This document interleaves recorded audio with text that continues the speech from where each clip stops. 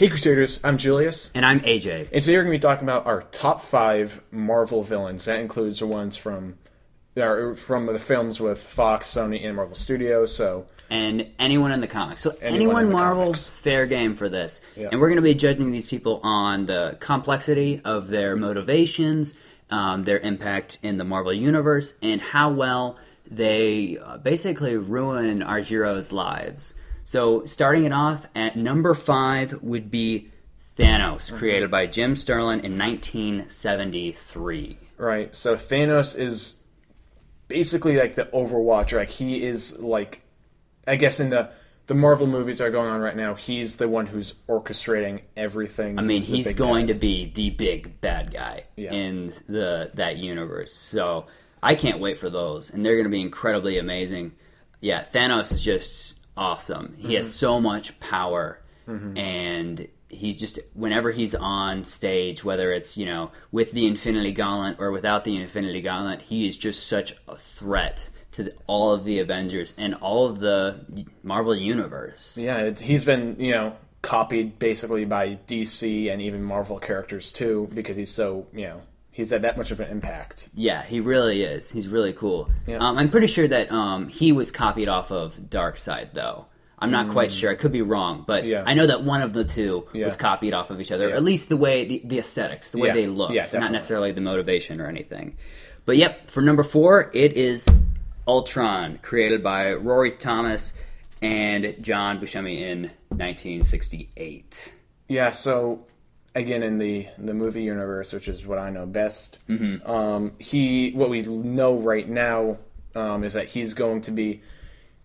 We get the sense that he's going to hop off something that happened in the Captain America universe with these smart technology. And in Iron Man 3. Iron Man 3, right. We know he's going to be created by Iron Man, most likely. Most likely. We know most likely. Not Hank Pym. They said, at least, what they said might not be true, but they said Hank Pym won't be in Avengers 2. So it's looking like Tony Stark may create him, which is different from the comics. Just like they teased that in their Age of Ultron teaser. And so, definitely he poses such a threat to the Avengers. And he, unlike Thanos, he's not this galactic thing. He is just an, artificial intelligence. So you would think that, he wouldn't be able to go up against, Thor and the Hulk. But yet he still can. And that's what I think makes him so much more interesting than Thanos. Because you would expect Thanos, because he's like so strong and big. But Ultron isn't. And so that's what I think makes Ultron a better villain. That'd be awesome. Number 3, my personal favorite villain of all time, Norman Osborn, created by Stan Lee and Steve Ditko in 1964. Right, so he's Spider-Man's Joker. You think of Spider-Man, you immediately think of the Green Goblin, right? I do. I mean, he's my go-to villain. Other Spider-Man villains, Shocker. Shocker is comic relief. He doesn't ever pose a threat. And people like Doc Ock, they're more equals. When they fight, it's like, oh, they can go toe to toe. But when Norman Osborn is on the scene, that's the only villain to really make Spider-Man scared. He kills Gwen. In the Ultimate Universe, he creates Spider-Man and kills him. He's such a threat, and he wants Spider-Man to be destroyed. So, he's just incredible. He's been many things, not just the Green Goblin. He's also been a Purple Hulk. Iron Patriot, and he's just crazy, crazy intelligent and crazy awesome. Just about to see him. Well, I guess some of you maybe have seen him, but we've seen him 2 times in the cinematic universe, and it's looking like they're 2 different takes on the character, which is a testament to how good he is. Yeah, man, I can't wait. Number 2 would be Doctor Doom, created by Stan Lee and Jack Kirby, the dynamic duo, in 1962. So he's, just like Green Goblin, you think of Fantastic Four, Doctor Doom is the bad guy. They're inseparable. You can't have Doctor Doom without the Fantastic Four, and you can't have the Fantastic Four without Doctor Doom. They're together. I have not much to say on him.